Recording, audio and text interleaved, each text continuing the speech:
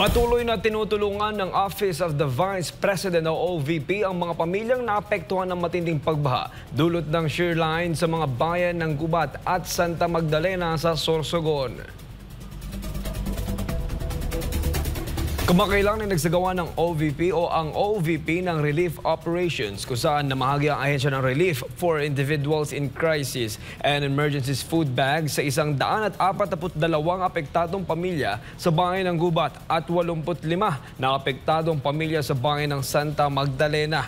Nagpapasalamat ang OVP sa Santa Magdalena Hog Raisers Association at Gubat Hog Raisers Association ng buong pusong tumulong sa pamamahagi ng food bags. Tiniyak ng OVP na patuloy silang maghahatid ng tulong sa iba't ibang bahagi ng bansa. Iyan ay para masiguro na walang Pilipino ang may iwan sa panahon ng sakuna.